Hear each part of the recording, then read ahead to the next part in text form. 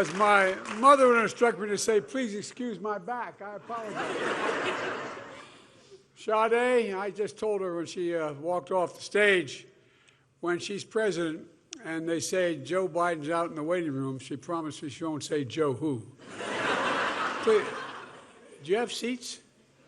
Okay. I once said that early on in my tenure, Gov, and I said, everybody take a seat. None of them had seats. Well, I tell you what, you guys are impressive. And three of you are really close friends.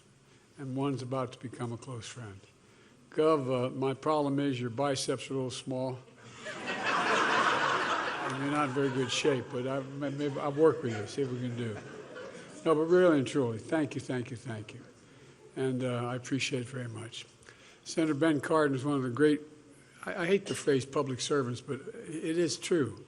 You know, I judge my colleagues over the years based on not just their intellectual capacity and their decency, but their integrity. The men you have here have incredible integrity. And it's just amazing. Chris Van Hollen is one of the reasons why I got elected vice president. He's the guy that did my debate prep for me. And without it, I'd been in real trouble. And Steny Hoyer, he and I share the eastern shore of Delaware and the western shore of Maryland. You know, that whole area in there, I keep telling him it really is part of Delaware, but he doesn't. And David, thank you for being such a great partner. You've been great as well. I really do appreciate it. Prince George Community College, thanks for welcoming us here today. As many of you know, my wife is a professor at the community college. Matter of fact, she's teaching today. She has an expression, and I mean, this is the God's truth. She said, any country that out-educates us will out-compete us. Any country that out-educates us will out-compete us. The work you do here in preparing students to compete in the economy of the future is real. It matters. This summer, I traveled to Chicago where I spoke about a fundamentally changing American economy. From an economy that for decades rewarded those who are at the very top and left everyone behind, who just on their own, basically. One that gives working people in this nation not only a fighting chance, they didn't do. You know, that trickle-down economy, not a whole lot. I grew up in we weren't poor, but we had a 3-bedroom split-level house with 4 kids and a grandpa living with us. And I didn't see a whole lot trickle down on my dad's kitchen table. But, you know, everybody deserves a shot at building the lives they deserve for their families. And we've done that. For the first time in a long time, we've climbed out of our great economic crisis. It's beginning to work for working people. This nation is very rich. And who have benefited the most has been the very rich, though, not everybody. And that's not how it should be. The new economic vision has been labeled by those in the Wall Street Journal and the London Economist and some of the more conservative press as Bidenomics. Well, they didn't mean it as a compliment at first. But now they're getting it. What's Bidenomics? It's about investing in, and I feel like I'm going to try not to repeat some of what my colleagues have already said, but it's about investing in America. Investing in America and investing in Americans, American people. It's about growing the economy from the middle out and the bottom up instead of the top down. Because when the middle class does well, the poor have a ladder up, and the wealthy still do very well. I'm a capitalist. If you guys go out here and you can make $1 billion, go get it. Just pay a little more in taxes.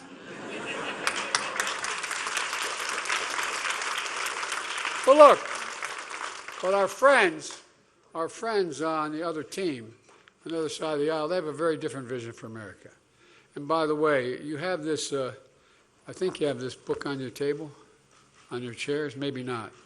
Well, I thought did my staff hand this out? You just have a little one. Well, I'm the only president who hands out the opposition's economic plan. Oh, you think I'm kidding? Protecting American Economic Security, fiscal year 2024, the budget, the study committee of Kevin Hearn, budget, and it goes on. This is the mega budget. You know, I want you to take a look at it. I think we have other copies of it. If we don't, we'll get you some. So since I've come to office, all they've really done is attack me and my economic plan. There hadn't been much else. Even though we've created, as I pointed out, over 13 million jobs, more jobs in 2 years than any president's created in a 4-year term. Even though, I'm not looking, even though we've had 19 straight months of unemployment under 4% for the first time in American history. Even though we have the lowest inflation rate of any major economy in the world, with core inflation rate the last 3 months at 2.4%. We got more to do, even though we've created 800,000 manufacturing jobs and a manufacturing boom we haven't seen in decades. Even though America, as we met here today, has the strongest economy in the world. Let me say that again. America has the strongest economy in the world of all major economics. And all they do is attack it. But, you know, you've noticed something. For all the time they spend attacking me and my plans, here's what they never do. They never talk about what they want to do. No, think about it. They tell you what they're against. What are they for? It's like they want to keep it a secret. I don't blame them. Well, today I'm going to talk about their plans. Look, we're going to talk about the MAGA Republican economic plan. And by the way, this is not your father's Republican Party. This is a different deal, all kidding aside. We've all worked with Republicans on the other side over our careers and become good friends, honest, decent people. Disagree like hell with them, but they were in the deal. They thought the institutions mattered. They thought it mattered. Well, guess what? Our democracy is at risk because I don't think they do think it matters anymore. Because the country should know the facts. They should know the choice between Bidenomics and MAGAnomics. American growth and hope, and we're building, or American lost jobs, raising fears. MAGA Republicans gave us a few short years ago. Look, their plan, MAGAnomics, is more extreme than anything America's ever seen before. Just months ago, they went further than anyone has ever gone, threatening to default on the debt that's over 220 years old. Default, unless we gave them everything they wanted. We gave them nothing they wanted. We gave them nothing when we got a deal. But up to now, Republicans have given us a failed plan, a trickle-down economics that didn't work. My guess is your story is just like mine. Not much trickle-down ended up helping y'all. Instead, there's what trickle-down economics did. It shipped jobs overseas. There's a basic thing.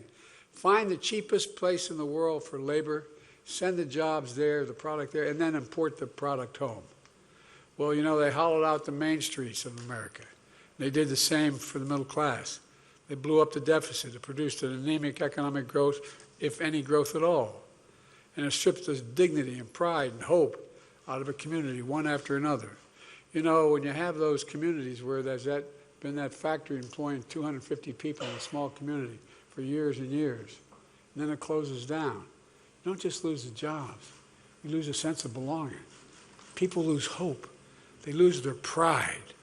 They lose their sense of pride. And now these MAGA Republicans have taken a plan I've never worked, and you know, look, the plan they're proposing never worked, but they decided to make it much, much worse. Now Republicans in Congress are doubling down with a plan that does three things. One, it cuts taxes even more for the very wealthy and big corporations. Two, it cuts Social Security, Medicare, and Medicaid.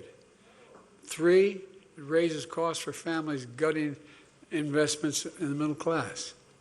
Under their plan, the top 1%, 1/10 of 1% of households that make over $4 million a year are going to get another tax cut worth more than 2 times what the typical American family makes in a single year. Let me say that again. 2 times what the average family makes a year is going to be the tax cut they're proposing to give to the very wealthy.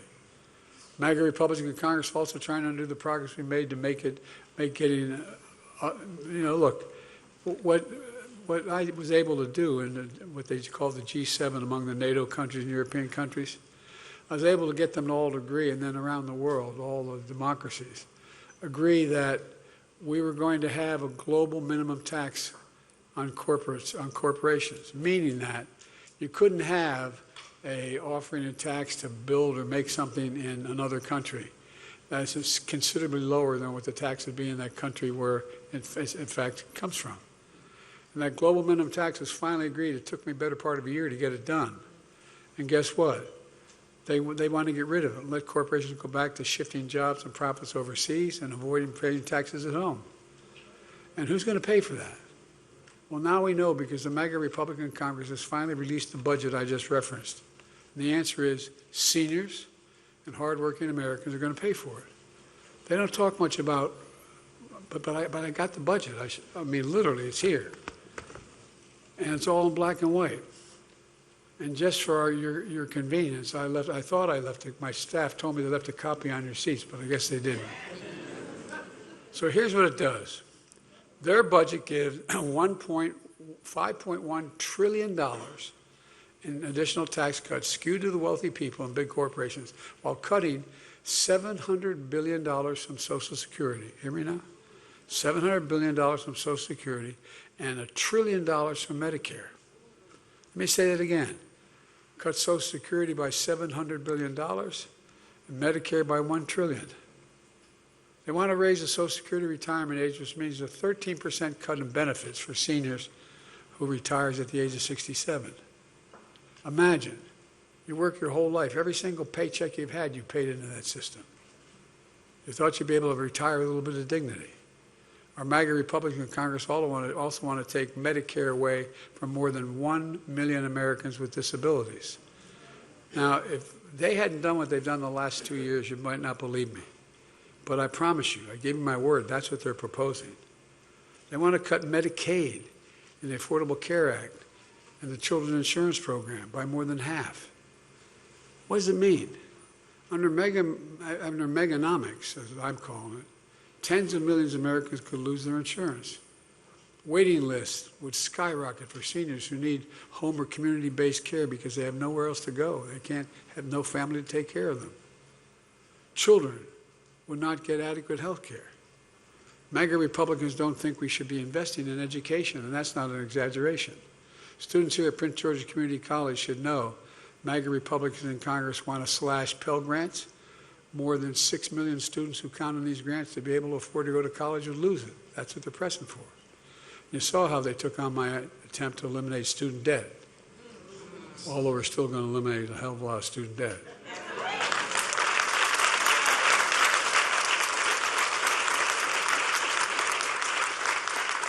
And by the way, they actually want to cut 1,800 food safety inspectors. I'm serious. I mean, unless I was in, I don't know, Russia, you wouldn't think this would make any sense. But here, so they want to slash research on cures for cancer and Alzheimer's by nearly $4 billion.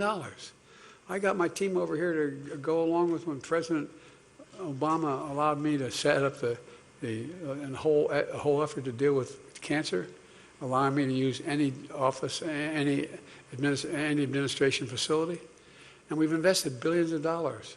We're on the cusp of changing cancer. You know, we made a commitment, cut cancer in half in 25 years and extend life to Americans suffering from cancer by significant numbers. And it's happening. But they want to cut the funding. Cut the funding.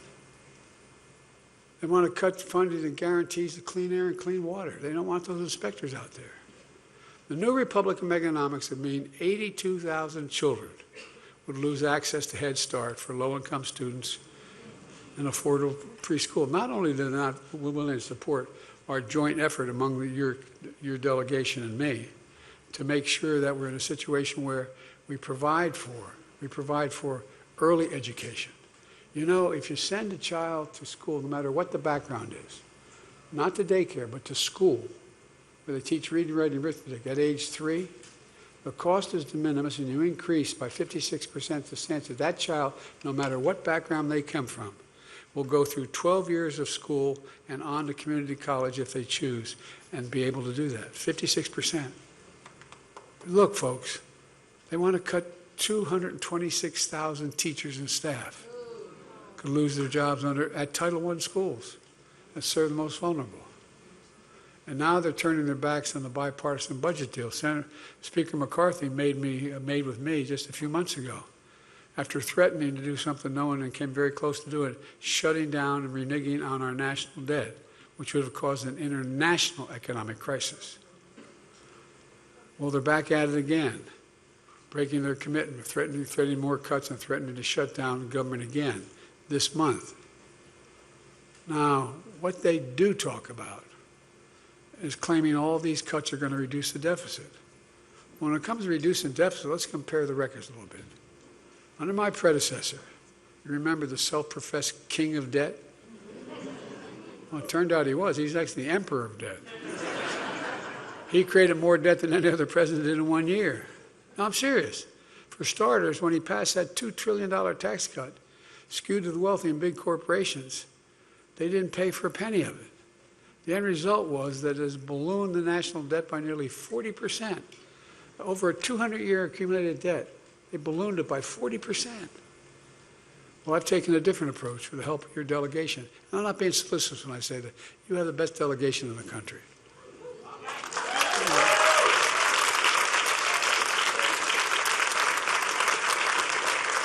And that's not just because my whole family's from Baltimore.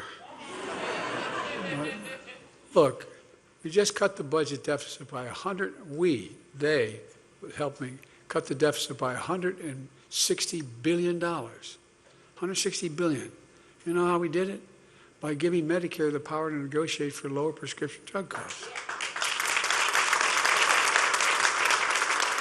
I, along with your senators and congressmen, have been trying for our whole careers to take on Big Pharma. Well, they've intimidated. They spent $200 million on having their lobbyists make sure that didn't happen. But guess what? It happened. We finally won. Not a single solitary Republican voted for that. And now they want to repeal it. I hope American seniors are listening because we've made enormous progress here. Let's be clear. We pay more for drug prices for prescription drugs than any nation in the world. And here, let me be precise with you. If you go in and have a prescription and you go into a drugstore here in Maryland or anywhere in the United States, and you give away the same prescription in Toronto, Canada, or London, England, or Paris, France, or Madrid, Spain, you're going to pay somewhere between 20 and 40% less in those other countries. Same exact drug, made by the same exact company. It's wrong. And guess what? We changed it, and we're not going back.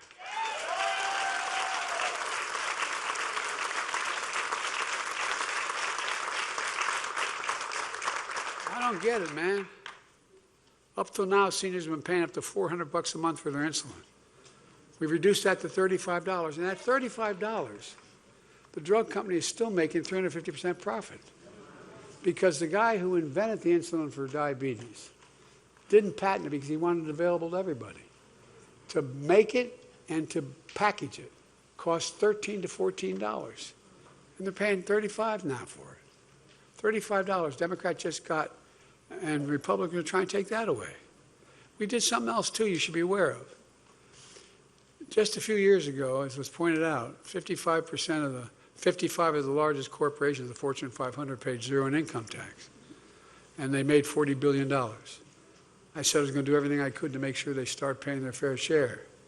Well, we changed that. Now the biggest corporations have to pay a minimum tax of 15%, so they don't get away with paying nothing. As a matter of fact, they're supposed to be paying a minimum of 21%. 21%, that's what the tax law says. You know, big corporations are, by the way, I know a little bit about big corporations. I'm from Delaware. More corporations are incorporated in Delaware than every other state in the United States of America combined.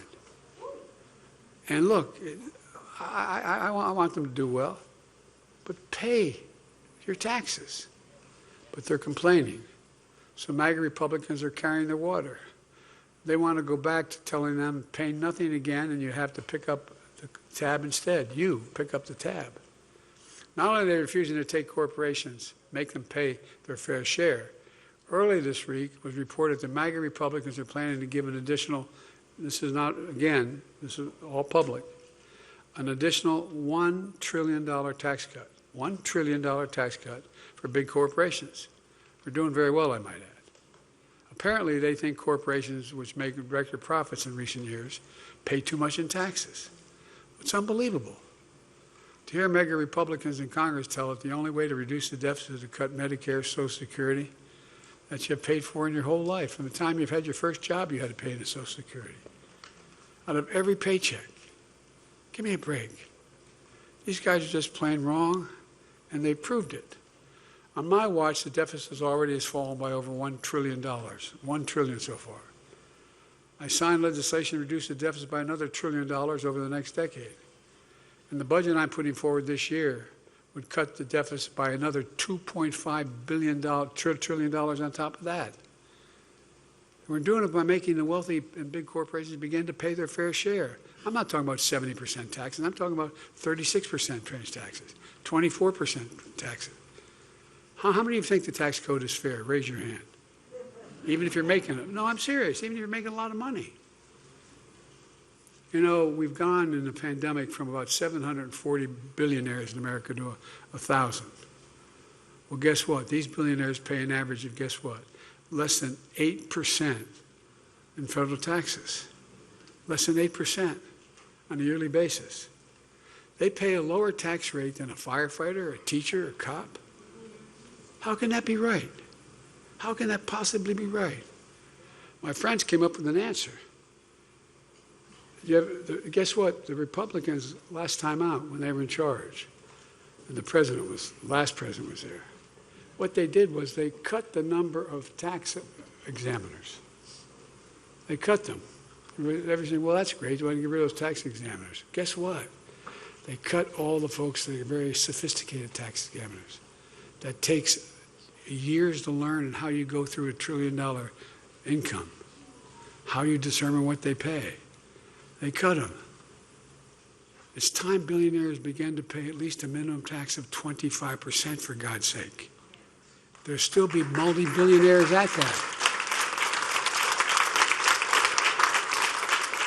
You ought to make the tax code more fair, not less fair. That's why I promised that no one making under $400,000, I've never seen that, but no one making under $400,000 will see their federal taxes go up a single penny.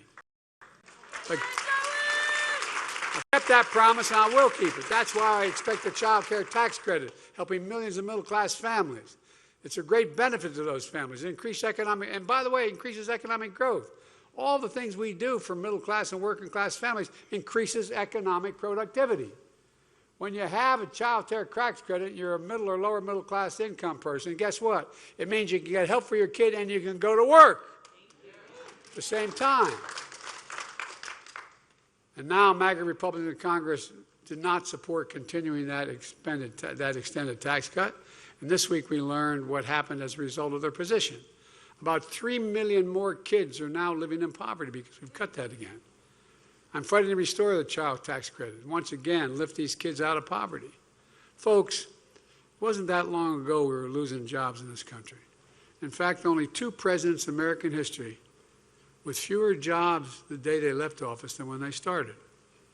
One was President Hoover, and the other was Donald Hoover Trump. Seriously, only 2 presidents in American history. And look, you may remember my predecessor promised to be the greatest job president in history. Well, it didn't really work out that way. He lost 2 million jobs over the course of his presidency, 2 million. We've created 13.4 million new jobs. We not only recovered all the jobs we lost during the pandemic, we've added millions more. We've seen record lows in unemployment, particularly, and I've focused on this my whole career, particularly for African Americans and Hispanic workers and veterans. You know, the workers without high school diplomas, the lowest unemployment rate in 70 years for women now. You know, by the way, when I got elected, I promised I wanted an administration that looked like America. I got more women in the cabinet than any president has ever in history. I got more women than men in the cabinet. I put more black women on the appellate court and the Supreme Court than every other president combined in American history. A higher share of working-age Americans are in the workforce now. than any time in the past 20 years. And job satisfaction is higher than it's been 36 years, for 36 years. And we're growing the economy. You know, my dad used to have a saying, and I give him my word this is real. I'm not making this up. He'd say it all the time. He'd say, Joey, a job's about a lot more than the paycheck. It's about your dignity. It's about respect. It's about being able to look your kid in the eye and say, honey, it's going to be okay, and mean it. That's Bidenomics. That's the objective of it. Prior administration promised to revive manufacturing. They failed. I'm not sure they even tried, to be honest with you. No, I'm serious. I'm not sure they tried. As a matter of fact, they had a theory. And ship jobs overseas, cheaper labor markets, and import the product. Well, I went back, and I don't know, guys, I didn't know this, and I've been around a long time. I didn't know that Roosevelt passed in 1934 a piece of legislation that said that when the president is given money by the Congress gets money appropriated to spend for the American people, he should only hire American workers and only use American products. No president ever tried to really keep that going, but I have. And here's the deal. That's why we've grown so rapidly. If we don't have the technique, we don't have the particular skill required, you can make an exception and not spend it on an American worker. But we got to invest in America. And we're making things in America again. You know, folks, it's just amazing how much has changed. We used to have the largest economy in the world in terms of manufacturing. Under my presidency, America has surged to the front again. We're now on track of having the strongest economy in the world for decades to come. Prior administration promised to rebuild our nation's infrastructure. Remember Infrastructure Week? Every week, and then Infrastructure Month? Well, guess what? It never came. Great real estate builder, the former president, he didn't build a damn thing. You know, I mean, think about this. Can you believe we used to have the best infrastructure in the world? We had the best infrastructure, not a joke, the best infrastructure in the world, rated by all these international agencies. But guess what? We fell to rank number 13 in the world. 13 in the world, 12 countries. And better infrastructure, bridges, roads, across the board than we have. Well, when I signed the bipartisan infrastructure bill, these guys helped me get through. We're now investing in America again. Our roads, our bridges, our ports, our airports, high-speed internet, removing lead pipes from everyone so they have access to clean water. Look, folks, because you can't have the strongest economy in the world without the best infrastructure in the world. How can you do both? I mean, you can't. We're making sure we're growing the economy in a way that benefits all Americans.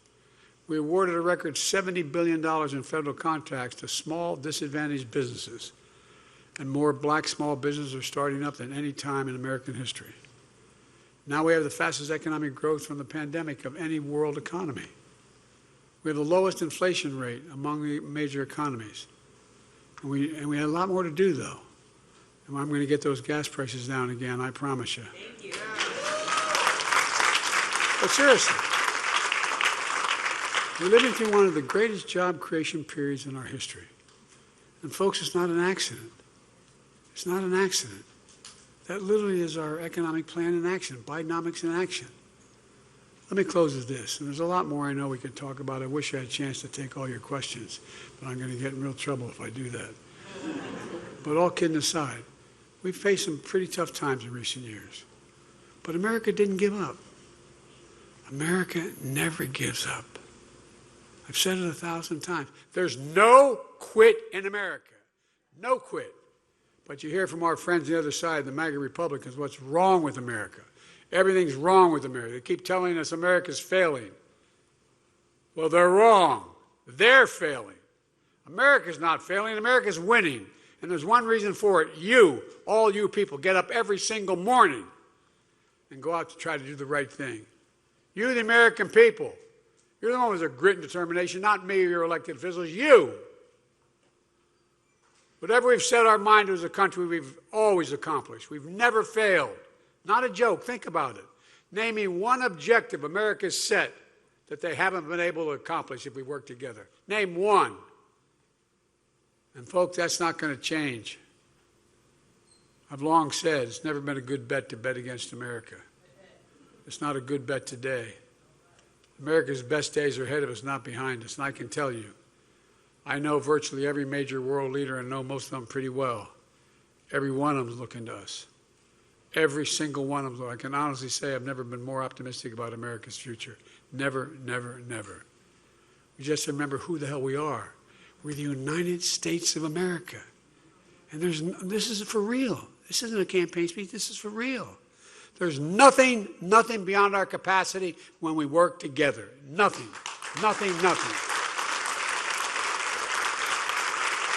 Folks,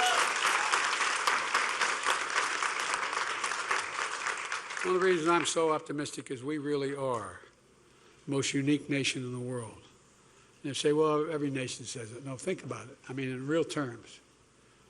Think we're the most unique nation in the whole world.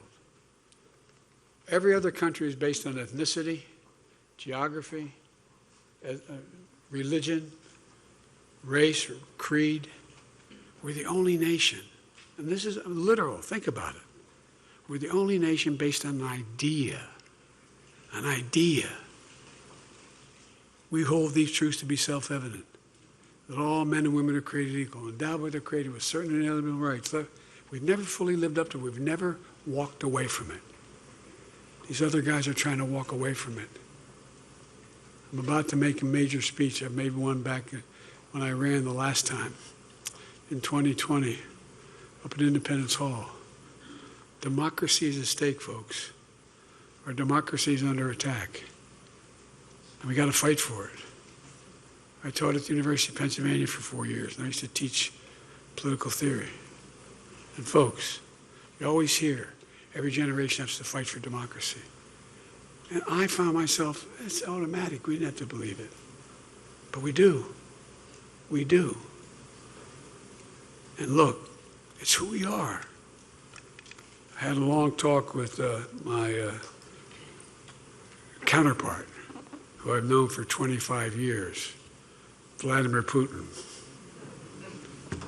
And he started to, he said to me, this was early on when I first got elected, and we're talking about strategic doctrine and keeping nuclear weapons out of space, et cetera, in Geneva.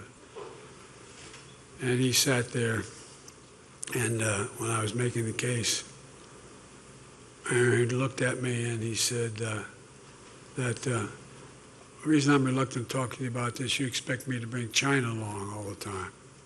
I said, oh, I don't expect you to bring China along. So you got essentially a 6,000-mile border with China. Your tundra is melting in the Arctic Circle. Methane is coming out. You got a lot of problems. And China doesn't respect you that much. And he looked at me. She kind of stood up. I said, we have Canada to our north, Mexico to our south, Atlantic and Pacific Oceans. We got the most heterogeneous nation in the history of the world. And we're together. I'm not asking you to do anything except yourself. It ended up with a very different ending, but my point is, the idea of who we are, there's nothing beyond, I promise you. Madeleine Albright was right, fellas.